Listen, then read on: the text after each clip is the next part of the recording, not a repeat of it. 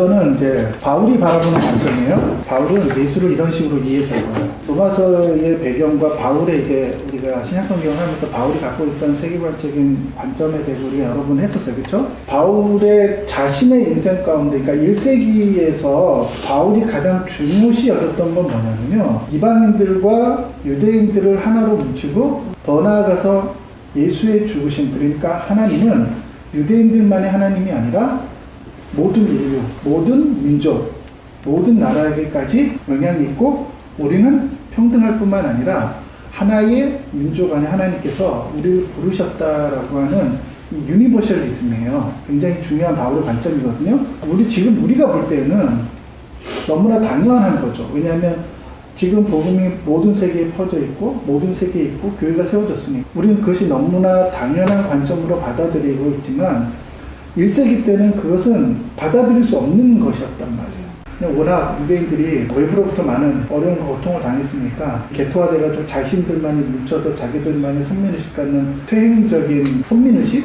세계로 뻗어나가지 못하고 자기들 안에서만 갇혀 살게 되니까 심리적인 승리, 우리는 하나님의 백성, 걔네들은 아니야, 이런 식의 관점으로 가게 되잖아요. 그러니까 유대인들의 그런 관점을 뛰어넘어서 그들과 이방인들이 하나가 되게 하고 우리가 한 나무 아래 머물러 있는 하나님의 백성이다.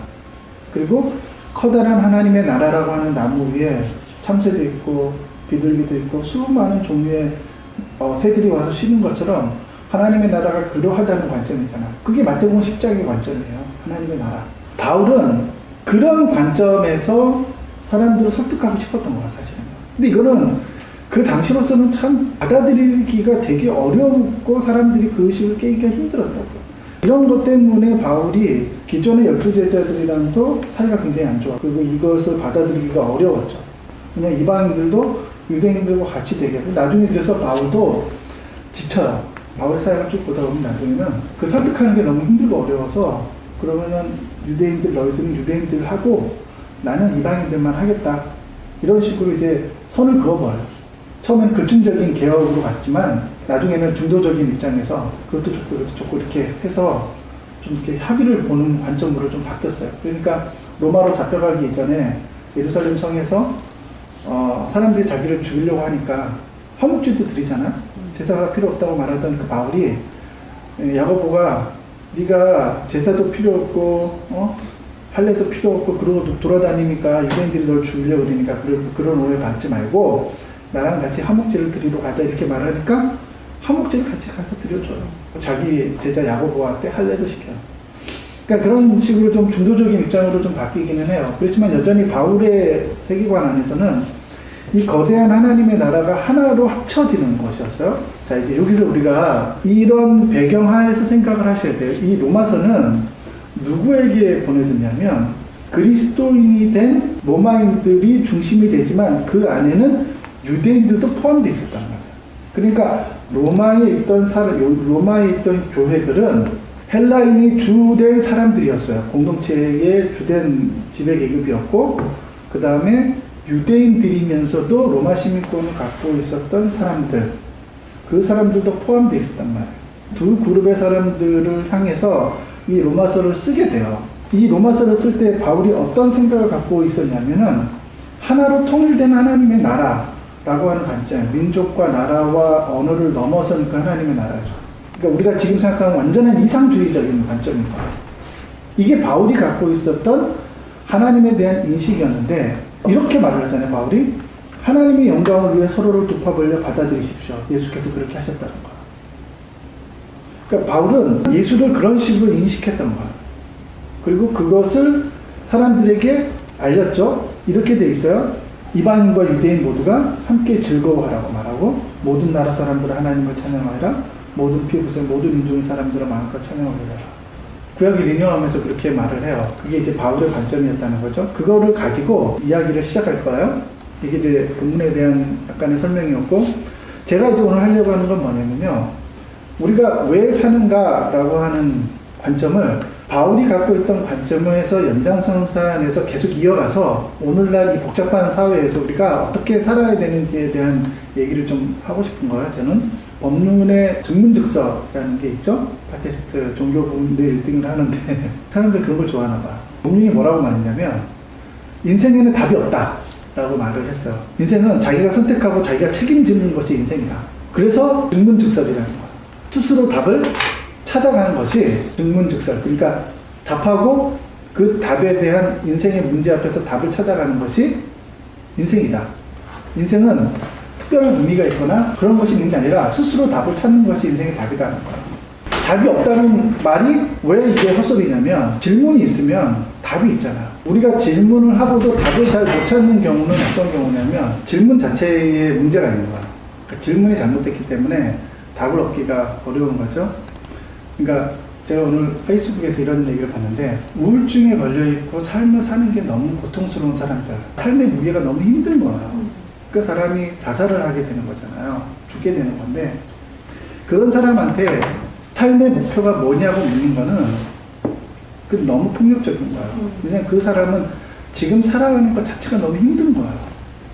그런 사람들에게는 삶의 의미가 없다고 말해줘야 돼요. 삶은 어떤 의미가 있거나 삶에 어떤 목표가 있거나 사는데 어떤 이유가 있다라고 그 사람에게 의미를 자꾸 부여하게 되면은 그 삶의 무게가 더 크게 느껴지는 거야. 삶에 의미가 없어 라고 말해주고 삶은 그렇게 그냥 하루하루도 살아내는 거야 라고 말해주는 거야. 그래서 그 삶의 무게를 그냥 덜어주는 거예요. 근데 이제 그거는 자신의 삶의 무게로 버거워하는 사람들에게는 그렇게 얘기를 해줘야 돼요. 근데 그건 정답은 아니에요. 여기서 이제 우리가 인생에 사는 목적이 무엇이냐라는 걸 문제를 나눌 때 왜 이러한 질문에 이런 혼란스러움이 우리 안에 존재하냐면 우선 첫 번째로는 성화에 대한 그릇된 관점이 우리 안에 있는 거예요. 근데 그 관점을 깨기가 되게 어려워요. 우리는 그 성화의 주체가 나인 거예요. 그러니까 내가 뭔가 거룩한 삶을 살고 나은 삶을 살아야 되는 거예요. 그러니까 그 성화의 주체가 나이기 때문에 내가 무엇인가 더 나은 삶을 살아야지만 거룩해진다라고 하는 관점을 지니게 된 거예요. 거룩은 우리가 이루어가야 되는 게 아니라 그것은 성령께서 하시는 일이지 우리가 해야 될 일은 아니라는 거예요. 우리가 이것을 하면 거룩하고 이것을 안 하면 거룩하지 않고 라는 개념으로 받아들이면 안 돼요. 그게 바로 이신칭의 교리에 대한 무지에서부터 오는 거란 말이에요. 우리가 성경 읽기를 하고 예배를 드리고 무엇인가 경건한 일을 한다고 해서 우리가 조금 더 거룩해지거나 우리가 성숙해진다라는 관점을 지니면 안 된다는 거야. 그럼 전혀 성경적이지 않다는 거야. 거룩은 오직 그리스도의 의이고 그분의 의로만 거룩해지는 거야. 그래서 우리는 모두가 같은 거룩을 가지고 있어요. 그러면은 성경은 왜 우리에게 성숙을 요구하고 나아져야 된다고 말하는 거죠? 그러니까 이 두 가지가 혼란에 빠지는 거야. 그러니까 제가 거룩을 얘기하면은 우리 열심히 살아서 뭔가 우리의 삶이 개선되고 거룩해져야 돼 라고 말해요. 근데 여러분들이 무엇인가를 하고 안 하고는 거룩에 전혀 영향을 미치지 않는다는 거야. 거룩은 오직 그분의 의와 거룩으로만 가능하기 때문인 거죠. 이 관점만 지니게 돼도 선교에 대한 의미, 선교를 위한 기도, 중보기도 이런 것들에 대해서도요 같은 관점을 갖게 돼요. 왜 우리가 선교를 위해서 기도해야 되죠? 그거 외에는 방법이 없기 때문에. 내가 그리스도의 의를 입는 것이 나의 노력이었고 나의 결단 때문이었나요? 그렇지 않잖아요. 그분의 은혜라고요. 그럼 똑같아요. 저 미전도 지역에 있는 사람들 가운데도 그들이 거룩해지는 것은 무엇이죠? 복음이라고요. 그들도 우리와 같이 그리스도의 의를 덧입어야 돼요. 그러니까 성도가 거룩을 사모한다는 건 무엇일까요? 윤리적이 되는 건가요? 무언가를 하지 않고 무언가를 해야 되는 어떤 하고 안 하고의 관점이 거룩인가요? 율법을 지키고 지키지 않는 것이 우리가 거룩해지는 건가요? 그렇지 않다는 거예요. 거룩은 그리스도의 옷을 입는 것이잖아요. 그러니까 그들도 우리와 같이 그리스도의 의를 입는 것 외에는 거룩해질 수 있는 방법이 없어요. 그러니까 진실로 신자가 거룩을 사모하고 거룩을 추구해요. 그게 무슨 말이에요, 그러면? 그리스도의 의를 사랑하는 거라고요. 그 의만이 나를 거룩하게 한다는 것을 매일매일 되새기는 거야. 그러니까 바울이 날마다 말했잖아요. 내가 날마다 십자가에서 죽는다고 말하잖아요. 그게 그리스도인이 갖고 있는 거룩에 대한 개념이에요. 그러니까 그 거룩이 그들에게도 필요하다고 느끼는 거야. 거룩을 사모하게 되는 신자들은요, 거룩을 좋아하고 거룩을 추구하고 거룩을 사모하는 사람들은 거룩이 그들에게도 미쳐야 된다라고 하는 이런 의식을 갖게 되는 거야. 그러니까 그 간절함이 그것을 그들을 위해서 기도하게 만들어요. 거룩을 추구하는 신자들은 필연적으로 성결을 위해서 기도할 수밖에 없어요. 그게 논리적으로 그렇게 될 수밖에 없다는 거예요. 이것을 하나 정리를 하고 가면, 그러면 우리의 삶에서는 우리가 아무것도 안 해도 되냐? 어떻게 생각하세요? 우리가 무엇인가를 해야 된다는 관점은요, 성경은 저는 이렇게 생각해요. 성숙이라는 관점인데 그것은 성숙과 거룩을 헷갈리기 때문이라고 저는 생각을 해요. 거룩은 그리스도의 의를 입는 건데 거룩과 성숙을 같은 개념으로 생각하는 거예요. 성숙은 무엇이냐면 오늘 바울이 잘 설명해 놨어요. 거예요. 물론 야고보서를 보면요, 거룩과 성숙을 좀 이렇게 헷갈려 하면서 그 두 단어를 같이 막 섞어가서 막 써 있었어요. 왜냐하면 저는 왜 그러냐, 그것이 그 야고보가 갖고 있는 시대적 한계라고 생각해요. 성경 자체가 오류가 있는 게 아니라, 그래서 야고보서를 루터가 빼자고 자꾸 그랬던 거예요. 정경에서 빼자고. 왜냐하면 야고보서 때문에 이신칭의 교리가 자꾸 헷갈려지는 거예요. 왜냐하면 야고보는 예수님의 동생 야고보예요. 그 야고보서 때문에 너희가 믿음이 있느냐? 그 믿음이 있다면 그 믿음을 보여라. 보이는 믿음이 뭐냐? 이것도 하고 저것도 하고 이것도 하고 저것도 하라고 야고보가 막 가르쳤다고요. 그 사람들이 그 야고보서 때문에 이신칭의 교리는, 바울의 이신칭의 교리는 이해가 됐어요. 그런데 야고보서를 보면은 그러면 거룩하기 위해서는 우리가 뭔가를 해야 된다고 자꾸 말을 하는 거야, 야고보는. 그러면 성경이 같은데 이 두 가지가 다르게 자꾸 말을 하니까 헷갈리는 거예요. 그래서 최근에 많은 목사님들이 무슨 작업을 했냐면 이 두 개를 어떻게 하면 맞춰볼까 노력을 하는 거예요. 두 개를 맞춰보려고. 그러다 보니까 나온 게 뭐냐면, 거듭남은 회심할 때는 하나님의 의로 회심하지만 회심한 다음에는 여러분들이 열심히 살아야 된다. 처음에 거룩은 하나님의 은혜지만 그 다음 그 거룩을 완성하는 건 누구예요? 나라는 거야. 그게 목사님들이 이 두 가지의 관점을 역사에서 완화시켜 놓은 거예요. 근데 저는 그거는 성경에 대한 오해에서부터라고 생각을 해요. 우리가 1세기의 문화를 잘 이해한다면 야고보가 가질 수 있었던 한계가 그거밖에 안 되기 때문에 그런 거야. 야고보의 포지션이나 관점 자체가 아직은 바울이 갖고 있었던 세계관으로 넘어올 수 없는 거예요. 그냥 이전의 세계관을 갖고 있는 거예요. 그럼 그 세계관을 가지고 성경을 쓸 수밖에 없었다고요. 시대적 한계를 이해해야지만 야고보가 왜 그런 식으로 말했는지를 이해할 수 있다는 거죠. 그러니까 우리가 갖고 있어야 될 관점은 뭐냐면요, 바울이 그러면은 성숙을 주장하지 않았냐? 아니라는 거예요. 바울은 우리가 성숙해져야 된다고 말했는데 그 성숙이 뭐냐면 바울이 이런 식으로 표현을 해요. 하나님은 성경이 보여주는 하나님의 성품, 한결 갖고 변치 않은 부르심과 따뜻하고 인격적인 권면, 이 또한 우리의 성품이 되기를 원하십니다. 우리가 늘 그분이 하신 일에 깨어있는 사람이 되기를 바라십니다. 믿어오시고 한결같으시며 따뜻하고 인격적이신 하나님께서 여러분 안에 성숙을 길러주셔서 예수께서 우리 모두와 그러하시듯 여러분도 서로 사이좋게 지내기를 바랍니다. 그럴 때 우리는 합창대가 될 것입니다. 우리 서로뿐 아니라 우리 삶이 다 함께 어우러져서 우리 주 예수 그리스도의 예수의 하나님이시자 아버지이신 분께 우러한 찬송을 부르게 될 것입니다. 이렇게 돼 있어요. 제가 이제 바울의 관점을 좀 말하고 싶은 게 뭐냐면요, 바울은 성숙과 거룩을 연관시켜서 설명하지 않아요. 여러분들이 성숙을 위해서는 노력을 해야 돼요. 여러분들이 의지적 노력이 필요한 거예요. 여러분들이 무언가를 노력한다고 해서 여러분들이 거룩이 이루어지고 조금 더 거룩해지고 그런 건 없다는 거예요.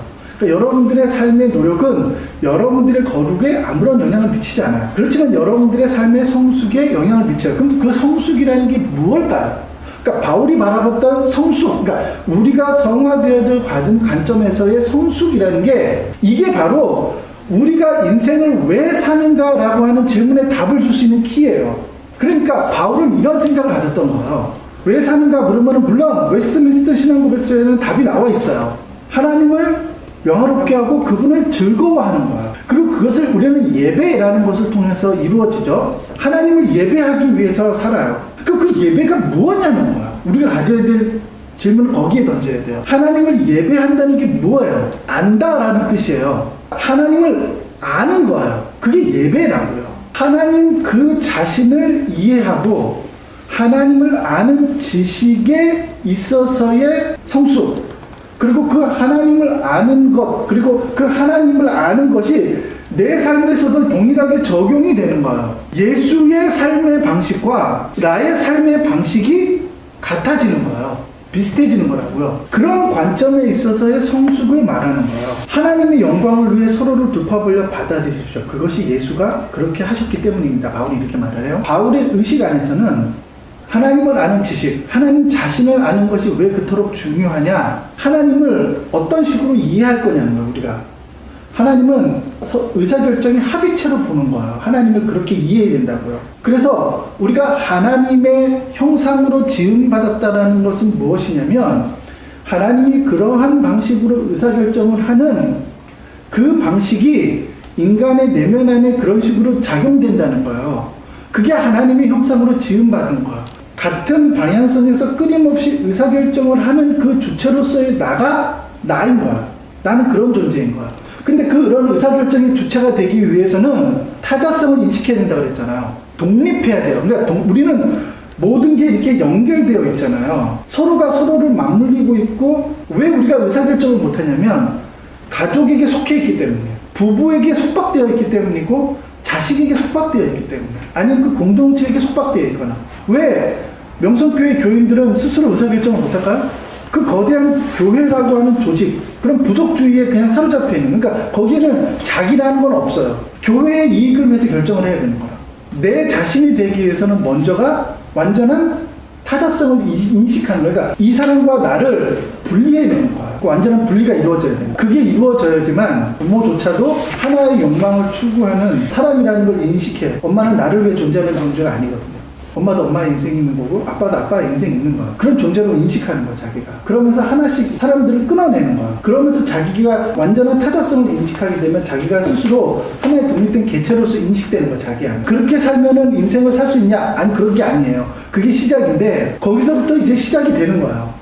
내가 어떠한 삶을 살아야 되는가라고 하는 그 답은요, 우리는 어디서부터 찾냐면 예수 안에서 찾는 거예요. 그건 어떤 방식으로 이루어지냐면 우리가 완전한 타자성을 인식하게 된 다음에 우리는 그 타자성에서도 무엇을 인식해야 되냐면 하나님과 내가 완전한 타자라는 걸 인식해야 돼요. 여러분들은 하나님의 자녀가 되었죠. 하나님이 기쁘죠. 근데 이 질문을 한번 하고 싶은 거예요. 하나님을 믿기 전에 하나님을 완전한 타자로 인식해 본 적이 있어요? 보통은 이런 경험을 안 하고 예수를 믿더라고요, 사람들이요. 그러니까 이런 거예요. 엄마랑은 태어날 때부터 묶여 있잖아. 근데 시대가 되면서 그 엄마랑 이제 끊어져야 돼요. 그래서 엄마랑 완전히 심리적으로도 그렇고 정신적으로도 그렇고 삶으로도 이렇게 완전히 끊어져 내는 거거든요. 그러면서 하나의 독립된 개체가 돼요. 인격적으로 사람은. 그럴 때 이 사람이 어떻게 느껴지냐면 아빠는 완전히 내 편이라고 생각했는데 청년기가 지나면 완전히 다른 존재라고 느껴요. 이질적인 존재로 느끼는 거예요, 그 사람은. 완전히 이질적인 존재가 되는 거야. 상황 자체가 당황스러운 거야, 자기한테. 너무 힘들고. 그게 성숙해지는 거잖아요, 사람이. 그걸 받아들여야 돼요.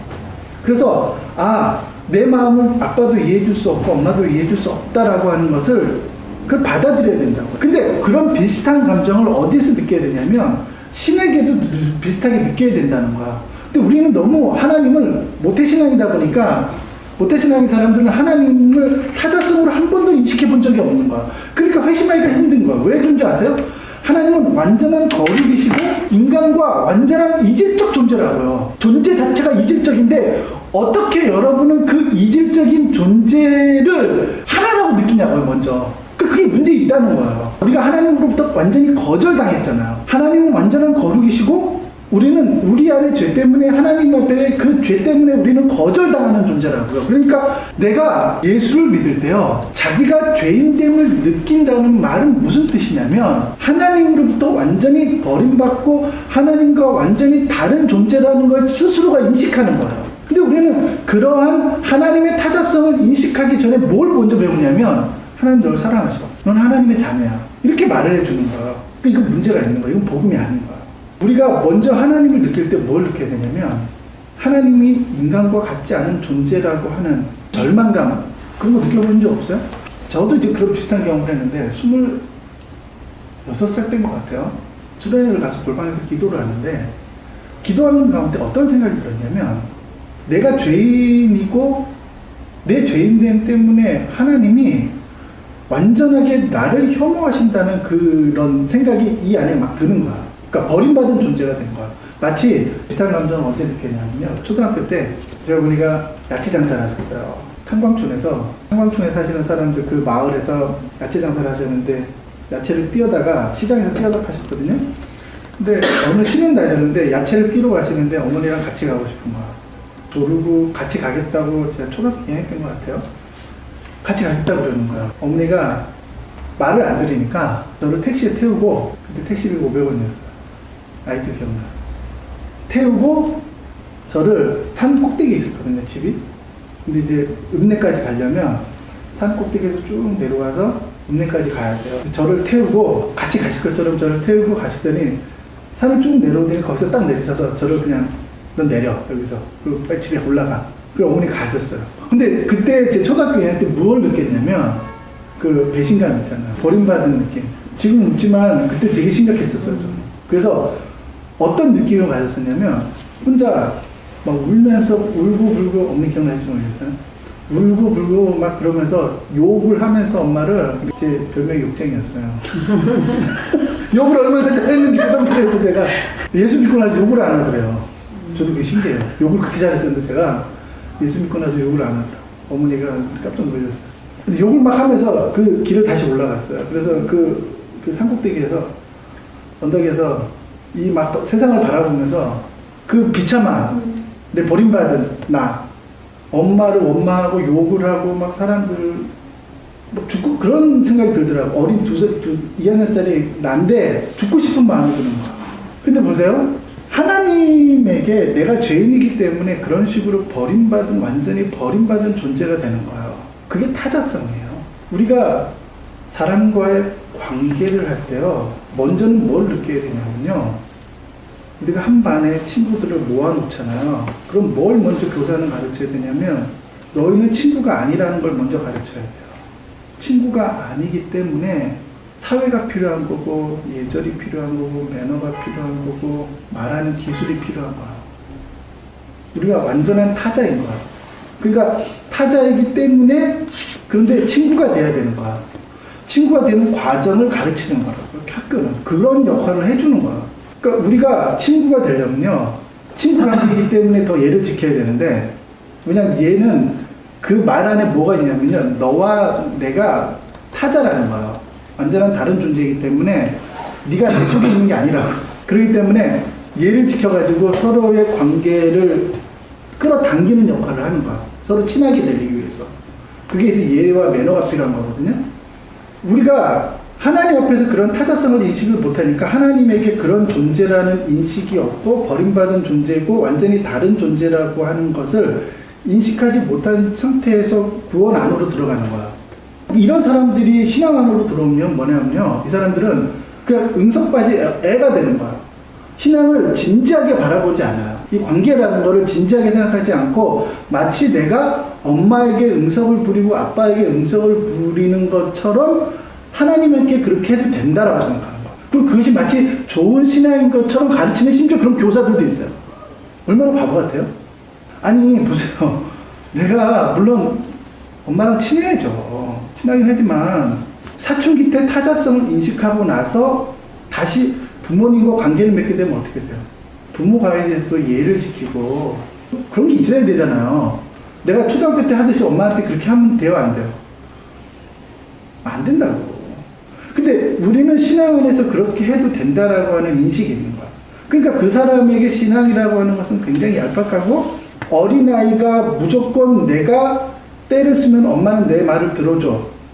엄마의 존재 이유는 왜 그런 거예요? 나를 위해 존재하는 거야. 왜 하나님이 존재하시죠? 나의 생사합국을 위해 존재하는 거야. 내가 잘 되고 내가 무엇인가를 성취하고 내가 무엇인가를 하기 위해 신은 존재한다고 생각하는 거야. 왜 그래요? 하나님을 진지하게 신앙한다라고 하는 신앙함이 그에게는 없는 거야. 이런 사람들한테 무슨 성숙을 기대하겠어요? 우리가 하나님을 예배한다라는 말 속에는 예배하는 게 뭐냐면 하나님을 안다는 거고, 하나님을 안다는 게 뭐예요? 하나님의 속성, 완전히 우리와 이질적인 존재임에도 불구하고 하나님은, 그래서 기독교는 계시의 종교가 왜 계시의 종교냐면 하나님은 거기에 있는데 우리는 도무지 하나님은 우리와 이질적인 존재라서 알 수가 없다고요. 그런데 하나님은 친절하시게도 자신을 우리에게 보여주신다고요. 거기 있기 때문에 나는 이런 존재이고 너는 거기 있으니까 그렇게 살아가 이렇게 말하지 않고, 하나님은 자신을, 물론 그렇다고 해서 그걸 다 아는 건 아니에요. 적어도 성경은 하나님의 자기 계시가 그 안에 담겨져 있죠. 그러면 그 하나님을 안다는 건 뭐예요? 인간을 구원하시기에 충분한 지식이, 하나님을 아는 지식이 그 안에 있다는 거예요. 그렇다고 해서 이 성경에 있는 게 하나님을 다 아는 거냐? 그렇지 않다는 거예요. 그래서 적어도 하나님은 자신을 우리에게 계시하시는 거예요. 그래서 계시하셔서 우리가 하나님을 알게 되었어요. 그 하나님을 아는 게 뭐냐? 보이지 않는 그 하나님의 실체가 예수라고 말했고, 예수가 우리에게 실체가 되는 방식이 뭐였어요? 은혜라고 하는 방식을 통해서 자신을 우리에게 실체화되는 거예요. 그리고 그 예수는 우리에게 어떤 식으로 자신을 계시하시냐라고 말할 때, 바울이 이해했던 예수는 뭐냐면요, 예수는 이방인들이든 유대인이든 이 모든 것을 품어내는 존재인 거야. 그게 예수의 인이었다고요. 그분의 인자하심이란 그런 거예요. 그러니까 우리가 왜 사는가라는 문제를 얘기할 때요, 우리가 타자성을 인식하잖아요. 타자성을 인식하고 난 다음에 그 다음에 우리가 무엇을 인생에서 배워야 되냐면 인이에요. 이 세상을 사랑하는 방식이 뭐냐면 이 세상을 자신 안으로 끌어들이는 거예요. 이것은 순서대로 해야 돼요. 먼저 타자성을 인식할 때에만 타인을 우리 안으로 끌어들일 수 있는 능력이 돼. 그게 성숙이라고요. 그러니까 이렇게 되는 거예요. 예를 들면은 왜 엄마는 자식한테 100만 원을 주는 게 아깝지 않을까요? 자식을 완전한 타자로 인식해요. 그렇다 할지라도 자식한테 100만 원 주는 게 아깝다고 생각하지 않잖아요. 왜 그럴까요? 자신 안에 그것이 포함되어 있기 때문에. 그러니까 자식은 자기 안에 있는 거야. 정확하게 그런 관점에서 자신의 삶의 영역을 확장해 가면서 세상을 자기 안으로 끌어들이는 거예요. 그게 성숙이에요. 그게 정확하게 바울이 오늘 얘기하고자 하는 거야. 타인의 삶을 조종하라는 뜻이 아니에요. 타인의 삶에 간섭해서 그 의사결정을 가져라는 게 아니라 타인을 자신의 삶 안으로 갖고 들어와서 품어내는 거예요. 그게 예수의 인이라고요. 그게 예수의 마음이고 하나님의 인자하심이라고요. 그러니까 왜 예수는 이 인류를 대표해서 죽으실 수 있는 그 위치에서 인류를 대속할 수 있는 구속의 자리로 가셨냐고요. 그 안에는 이 세상을 자신 안에 품어버린 거라고요. 우리가 예수를 닮는다는 것은 정확하게 그 관점이라는 거예요. 바울이 이해했던 건 그것이었어요.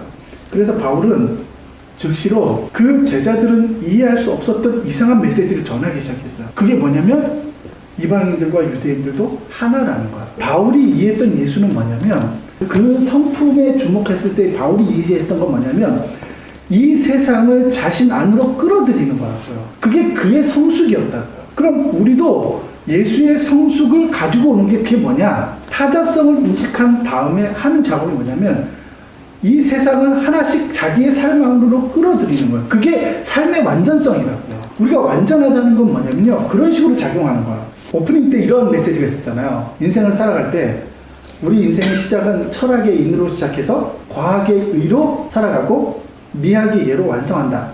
오프닝 멘트 이런 걸 넣었었거든요.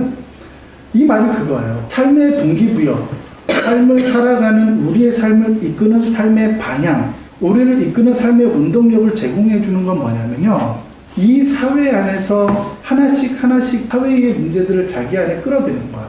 자, 보세요. 이게 어떤 식으로 설명을 할 수 있냐면 이런 거야. 제가 왜 신앙 터치를 하냐? 이유가 뭐라고 생각하세요? 제가 왜 이렇게 하기 싫다는 사람들을 설득해가지고 구걸을 하고 맛있는 거 사주고 이러면서 왜 제가 이걸 하고 있을까요? 제가 그걸 해야 되겠다는 생각을 언제 했냐면 노무현이 죽고 나서 제 인생이 바뀌었어요. 저는 예수를 따르고 예수를 스승으로 삼고 예수를 따르는 사람이었어요. 그렇지만 제가 이 동시대를 살면서 이 사회를 위해서 자신을 희생하는 삶의 모범을 보여준 사람은 스승은 한 명도 없었어요. 제 삶에서. 인생의 가치를 보여준 사람이 한 명도 없었다고.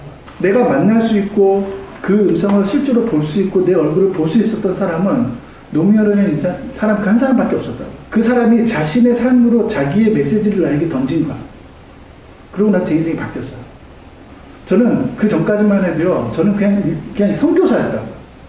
제가 맡은 바 일을 최선을 다하면 된다라고 생각했어요. 더 이상 이 사회의 문제나 이거는 다른 사람의 몫이 나의 몫이라고 생각하지 않았어요.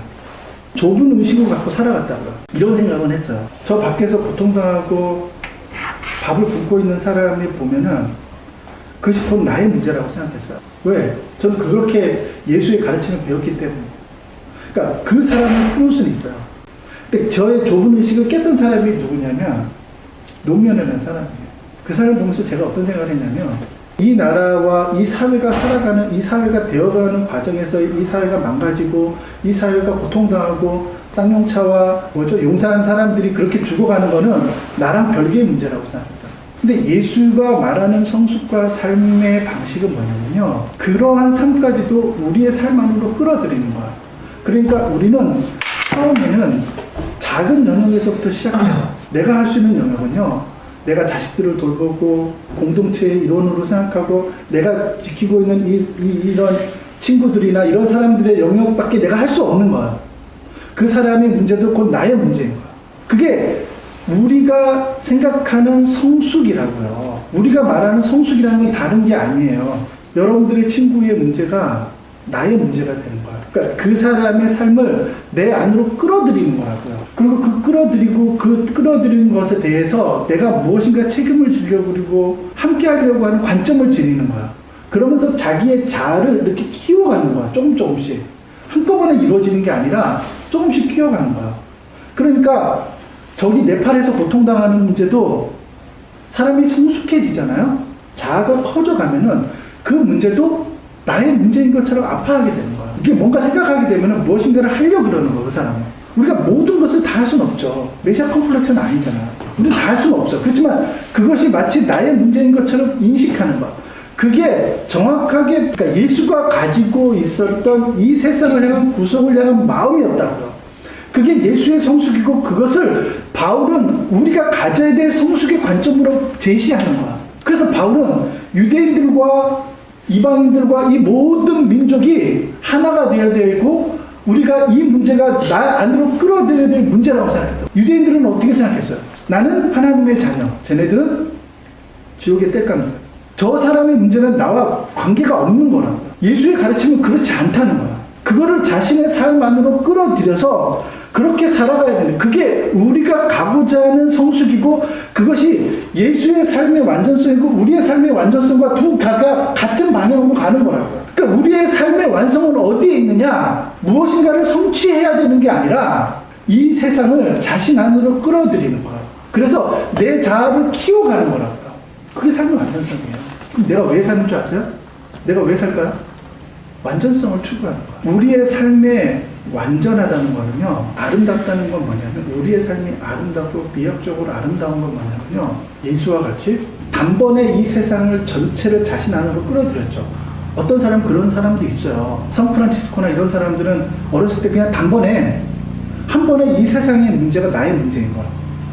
그러니까 내 가진 모든 것을 그냥 버려버리고 그 길을 그냥 가는 거야. 새들과 이 자연과 고통당하는 이 세상과 이 모든 문제가 마치 자신 안에서 이루어지는 것처럼 생각하고 살았던 거라고요. 이게 성숙이라고요.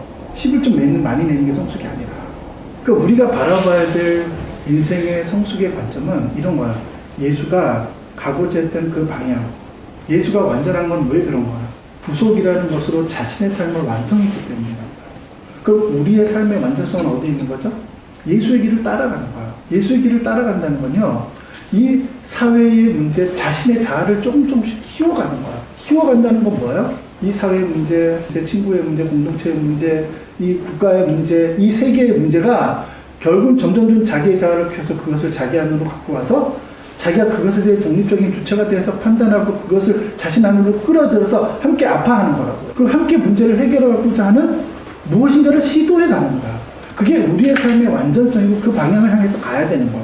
그럴 때만 우리 각 사람의 삶은 의미가 있는 거야.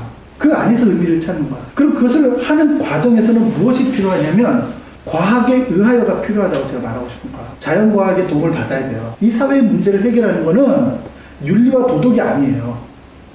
과학이라고요. 이 사회의 진실한 문제들을 해결하는 거야. 그게. 비트코인도 그런 관점에서 봐야 돼요. 버블이다 이런 게 아니라 우리가 갖고 있는 자본주의의 한계, 그 다음에 불평등의 문제들을 과학의 힘으로 어떻게 해결해 갈 것인가의 관점으로 봐야 된다고요. 그 문제를 직시하고 문제를 해결하는 그 사람의 관점이라고. 제가 묻고 싶어요. 예수의 삶과 같은 방향을 갖고 있나요? 예수가 가고자 하는 그 삶의 방향과 우리가 가고자 하는 그 삶의 방향은 같나요? 제가 말하고 싶은 건 같아야 된다고 말하는 거예요. 같은 목표를 지녀야 된다는 게 아니라요. 적어도 그 방향은 같아야 돼요. 그래야지만 같은 방향을 갖고 있는 사람이 친구가 될 수 있어요. 제가 우리 세리한테 늘 뭐라고 말하냐면 너희 반에 있는 애들은 너의 친구가 아니라고 가르쳐요. 제가. 그럼 누가 친구냐? 착하고 말 잘 듣는 애가 네 친구가 아니라 너랑 같은 생각을 하고 너랑 인생의 방향성이 같은 거야. 그게 네 친구야. 마찬가지예요. 우리도 친구가 되려면요. 같은 공동체에 있기 때문에 친구가 아니라 그 공동체가 가고자 하는 방향, 여러분들이 가고자 하는 인생의 방향이 서로가 같아야 돼요. 방향이 틀리면 결국 그 사람하고 친구가 못해요. 예수가 가고자 하는 방향과 내가 가고자 하는 방향이 다르면 어떻게 예수와 친구가 된다는 거죠? 대화 자체가 안 되잖아요. 왜 여러분들이 친구들을 만날 때 대화할 때마다 힘들고 어려운지 아세요? 그 사람이 가고자 하는 방향과 내 방향이 서로 맞지 않기 때문에. 방향이 틀리면 처음에는 먹고 마시고 이럴 때는 좋아요. 근데 뭔가 조금만 진지해지고 뭔가 삶의 의미를 얘기하기 시작하면은 뭔가 아닌 것 같아요. 그런 거 못 느껴봤어요? 왜 그런 답답함을 느끼냐면 그 사람하고 방향성이 맞지 않아요. 우리가 완전히 불완전한 존재이고 우리가 하나님과 이질적인 존재라는 것을 좀 깨달을 필요가 있어요. 그 다음에 우리가 불완전하기 때문에 완전한 하나님의 그 완전성을 추구해 가는 거야. 그게 신앙이에요. 그 완전성을 추구해주는 과정은 뭐냐면 예수가 가지고 있는 이 세상을 사랑하는 그 인이라는 거야. 우리도 예수의 그 마음을 지녀야 되는 거야. 바울 말은 예수의 마음을 지녀. 그럴 때만 이 세상을 우리 안에다 품을 수 있는 거야. 여기까지만 하겠습니다. 우리 같이 좀 기도해요. 우리 한결같으신 우리 예수 그리스도의 성품을 본받고자 합니다. 우리가 하나님이 하시는 그 일에 깨어있는 사람들이 되어서 하나님이 이 세상을 창조하시고 이 세상을 그냥 내어버려 두시는 게 아니라 끊임없이 이 세상 가운데 관여하시고 함께 하시고 이 세상에 있는 문제들을 해결하시고자 하시는 하나님의 열심을 보게 하여 주시옵소서. 그래서 이 세상의 역사가 하나님의 열심으로 되어져 가는 것을, 그리고 그 사건 안에서 하나님 자기 자신을 우리에게 보여주는 과정임을 우리가 깊이 깨달아 알 수 있도록 도와주시옵소서. 그리스도의 죽으심과 그리스도의 사건이 그냥 성경에 쓰여있는 흔한 문자에 비문에 쌓여있는 그 문자가 아니라 우리의 삶으로 들어와서 우리가 예수의 성품을 본받아 이 세상과 같이 호흡하고 이 세상과 함께 살아가는 사람들이 될 수 있도록 도와주시옵소서. 그래서 너무 자신의 문제에 매몰되거나 자신의 이익에 너무 신경 쓴 나머지 그리스도의 의와 하나님의 뜻을 찾지 못하는 그런 어리석은 사람들 되지 않도록 도와주시고, 성령께서 각 사람들 안에서 그리스도의 뜻을 행할 수 있는 힘과 능력을 주시옵소서. 우리는 불완전한 존재이고 연약한 존재들입니다. 그럼에도 불구하고 우리들에게 성령을 주심을 통해서 그 성령을 통하여서 예수의 뜻을 우리 안에 품어주시고 예수의 뜻을 우리의 삶으로 끄집어내시는 성령의 사역을 기대하고 신뢰하고 하나님께서 우리를 도와주시옵소서. 예수님의 이름으로 간절히 기도드렸습니다. 아멘.